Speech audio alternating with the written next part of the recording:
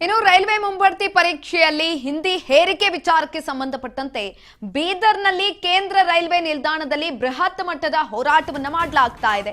ಬೆಳಗ್ಗೆಯಿಂದಲೂ ಕೂಡ ಎಲ್ಲಾ ಕಡೆನೂ ಹೋರಾಟವನ್ನ ಮಾಡ್ತಾ ಇರುವಂತದ್ದು. ರೈಲ್ವೆ ಮುಂಬಡ್ತಿ ಪರೀಕ್ಷೆಯಲ್ಲಿ ಹಿಂದಿ ಹೇರಿಕೆ ಆಗಿದೆ. ವಿಚಾರಕ್ಕೆ ಸಂಬಂಧಪಟ್ಟಂತೆ ಇದೀಗ ಬೀದರ್ನಲ್ಲೂ ಕೂಡ ಕೇಂದ್ರ ರೈಲ್ವೆ ನಿಲ್ದಾಣದಲ್ಲಿ ಬೃಹತ್ ಹೋರಾಟವನ್ನ ಮಾಡಲಾಗ್ತಾ ಇದೆ.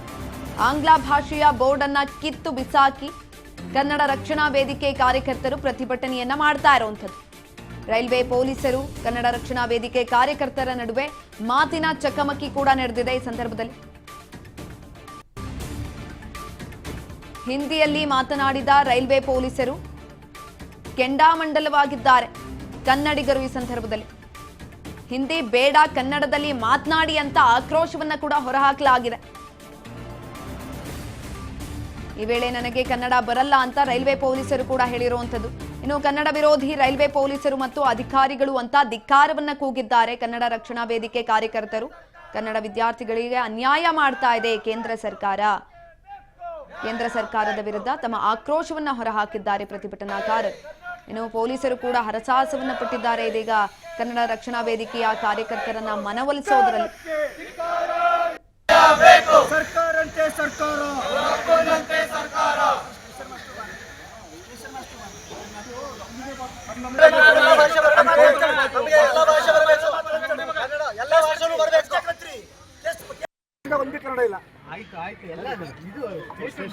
सर हिंदी में बोलो, आज का एग्जाम हम कैंसिल करें हुबली में।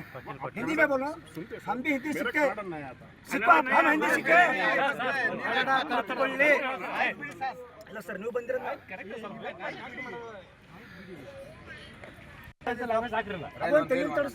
ಕೇಂದ್ರ ಸರ್ಕಾರ ಕನ್ನಡದ ಮಕ್ಕಳಿಗೆ ಪದೇ ಪದೇ ಅನ್ಯಾಯ ಮಾಡ್ತಾ ಇದೆ. ಗೂಡ್ಸ್ ಮ್ಯಾನೇಜರ್ ಪರೀಕ್ಷೆಯಲ್ಲಿ ಇವತ್ತು ಪರೀಕ್ಷೆ ನಡೀತಾ ಇತ್ತು ಹುಬ್ಳಿಯಲ್ಲಿ.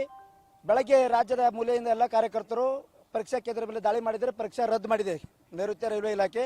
ಹೀಗಾಗಿ ರಾಜ್ಯಾದ್ಯಂತ ನಮ್ಮ ರಾಜ್ಯಾಧ್ಯಕ್ಷರ ನಾಣಗೌಡರು ಆದೇಶ ಕೊಟ್ಟಿದ್ದಾರೆ ಎಲ್ಲ ಸ್ಟೇಷನ್ ಮುಂದೆ ಪ್ರತಿಭಟನೆ ಮಾಡಿ ಅಂತೇಳಿ ಮಾಡಿ ಪರಭಾಷೆ ಕನ್ನಡ ಭಾಷೆ ಇಲ್ಲದ ಪಾರ್ಕಿಂಗ್ ನಾಮಫಲಗಳನ್ನು ಕೆತ್ತು ಬಿಸಾಕಿದೆವು. ಮತ್ತು ಈಗಾಗಲೇ ವಾರ್ನಿಂಗ್ ಮಾಡಿದೆವು, ಎಲ್ಲ ಫಲಕಗಳು ಕನ್ನಡದಲ್ಲಿ ಇರಬೇಕಂತ ಹೇಳಿ ಅವರಿಗೆ ನಾವು ಗಡುವು ಕೊಟ್ಟಿದ್ದೆವು.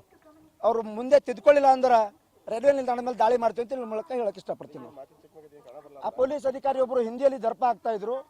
ನಾವು ಹೇಳಿದೆವು ನಮ್ಮ ಅಧಿಕಾರಿಗಳು ಬರುವ ತನಕ ಹೇಳಲ್ಲ ಅಂತ ಹೇಳಿದೆವು. ನಮ್ಮ ಅಧಿಕಾರಿಗಳು ಸಬ್ ಇನ್ಸ್ಪೆಕ್ಟರ್ ಗಿರೀಶ್ ಗೌಡ್ರ ಸರ್, ಆಮೇಲೆ ರೈಲ್ವೆ ಇಲಾಖೆ ಪೊಲೀಸ್ ಕನ್ನಡದ ಬರ್ತಕ್ಕಂಥ ಅಧಿಕಾರಿಗಳು ಮಾತಾಡ್ತಕ್ಕಂಥ ಅಧಿಕಾರಿಗಳು ಬಂದ ಮೇಲೆ ನಾವು ಪ್ರತಿಭಟನೆ ಹಿಂದಕ್ಕೆ ತೊಗೊಂಡಿದ್ದೆವು ಸರ್. ಇಲ್ಲ, ಅವರು ಬಂದು ನಾವು ಬೆಳಗ್ಗೆನೆ ಧರಣಿ ಕೂತಿದ್ದೆವು. ಕೂತಿದ ತಕ್ಷಣ ಅಧಿಕಾರಿ ಬಂದು ನಾವು ಕೇಸ್ ಮಾಡಿ ತುಮಾರ ಒಪ್ಪರ್ ಕೇಸ್ ಕರ್ತೀವಿ ಅಂತೇಳಿ ಹಿಂದಿ ಮೇಲೆ ನಮ್ಮ ದಬ್ಬಳಿಕೆ ಹೇಳ್ತಾ ಇದ್ರು. ನಾವು ಅದಕ್ಕೆ ಹೆದರಲಿಲ್ಲ. ಕನ್ನಡ ಬರಲ್ಲ, ನೀನು ಕೇಸ್ ಮಾಡ್ತೀನಿ ಅಂದರೆ ಮಾಡ್ಕೊಂಡು ನನಗೇನು ತೊಂದರೆ ಇಲ್ಲ ಅಂತ ಹೇಳಿದೆ. ಆಮೇಲೆ ನಮ್ಮ ಕನ್ನಡ ಅಧಿಕಾರಿಗಳು ಒಂದು ವಾತಾವರಣ ತಿಳಿ ಮಾಡಿದ್ದಾರೆ. ಕೇಂದ್ರ ಸರ್ಕಾರ ಕನ್ನಡದ ಮಕ್ಕಳಿಗೆ ಪದೇ ಪದೇ ಅನ್ಯಾಯ ಮಾಡ್ತಾ ಇದೆ. ಗೂಡ್ಸ್ ಮ್ಯಾನೇಜರ್ ಪರೀಕ್ಷೆಯಲ್ಲಿ ಇವತ್ತು ಪರೀಕ್ಷೆ ನಡೀತಾ ಇತ್ತು ಹುಬ್ಳಿಯಲ್ಲಿ. ಬೆಳಗ್ಗೆ ರಾಜ್ಯದ ಮೂಲೆಯಿಂದ ಎಲ್ಲ ಕಾರ್ಯಕರ್ತರು ಪರೀಕ್ಷಾ ಕೇಂದ್ರ ಮೇಲೆ ದಾಳಿ ಮಾಡಿದರೆ ಪರೀಕ್ಷೆ ರದ್ದು ಮಾಡಿದೆ ನೈಋತ್ಯ ರೈಲ್ವೆ ಇಲಾಖೆ. ಹೀಗಾಗಿ ರಾಜ್ಯಾದ್ಯಂತ ನಮ್ಮ ರಾಜ್ಯಾಧ್ಯಕ್ಷರ ನಾಣಗೌಡರು ಆದೇಶ ಕೊಟ್ಟಿದ್ದಾರೆ ಎಲ್ಲ ಸ್ಟೇಷನ್ ಮುಂದೆ ಪ್ರತಿಭಟನೆ ಮಾಡಿ ಅಂತೇಳಿ ಮಾಡಿ ಪರಭಾಷೆ ಕನ್ನಡ ಭಾಷೆ ಇಲ್ಲದ ಪಾರ್ಕಿಂಗ್ ನಾಮಫಲಗಳನ್ನು ಕೆತ್ತು ಬಿಸಾಕಿದೆವು.